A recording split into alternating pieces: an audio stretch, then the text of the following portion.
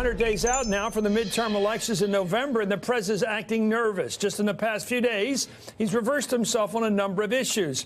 He delayed his invitation to Russian President Vladimir Putin until 2019. He backed down on his demand for a border wall money, about $5 billion, in the upcoming funding bill. And he promised to bail out farmers hurt by his tariff war. Well, today, Trump traveled to two Midwestern states where he tried to convince voters that his tough talk on tariffs, for example, will work out. It could be a tough sell. In Iowa, for example, prices for soybeans, pork, and other major farm goods have tumbled. According to the Morning Consult poll, as of June, 50% of Iowa voters disapprove of the president's performance now. And just yesterday, a new NBC Marist poll showed President Trump underwater, well below 50 in three Midwestern states.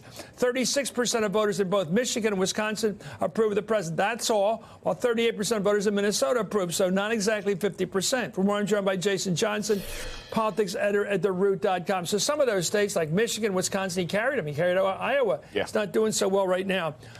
Who's telling Trump that you got to fix this thing with tariffs?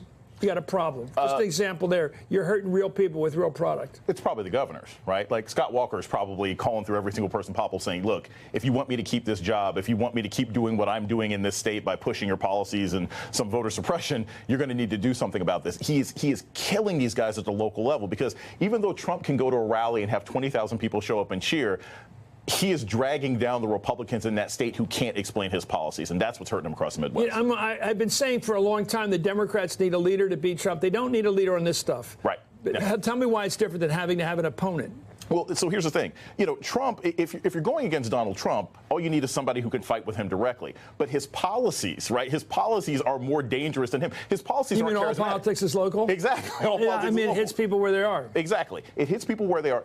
They can vote no. They don't have to vote for somebody else. They just vote against Trump. Exactly. They vote against his policies. They vote against the guys who like his policies. Third shifts, right? I called some friends in Indiana. I called some friends in Ohio. Third shifts at steel mills are getting shut down over this. Okay, you know, even if he does. What's that, the graveyard? Yeah, that's the graveyard. 11 to 7? That's the I got to pay for my kids' tuition in the fall shift, and it's happening because of these steel tariffs. So even if he's got this $12 billion to help the farmers, if the steel tariffs keep going, that's going to damage steel workers and everybody who works with steel workers across the Midwest. How long does he have to get a readjustment where he can prove that he did the right thing? He squeezed these other countries into readjusting.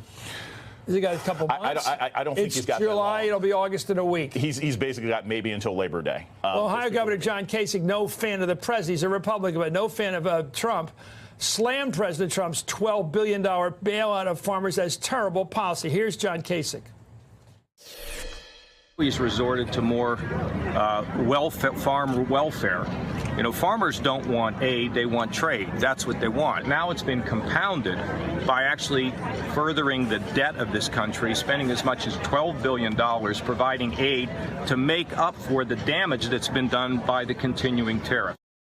Governor Kasich later suggested that the aid package was akin to buying the votes of farmers. What do you make of that? Well, it's true. It's true. And the problem is Mike DeWine is a big Trump supporter. Ohio's Republican Party is a very pro-Trump party. But if this policy can't be explained, and if people in Northeast Ohio and Southern Ohio are being hurt by these policies, you know, Kasich can say what he wants now, but they can't explain this. They can't justify. Well, he's tough. Yeah, he's tough. And also, he's still well-loved. He's the guy who sort of stood up to him, even if he's sort of distanced from the party. The president can't find a way to say adding these tariffs and lowering your prices now and making it difficult for you heading into the fall when it's time to do harvest season, when you got to buy school clothes, can't explain. How does he get away with saying I'm not demanding the wall right now? Because the wall's a big part of his anti-immigration line. Because all he's got to do is say it's going to get made. Remember, Trump's been lying by saying that the wall was already starting to be built, right, when we all know it hasn't.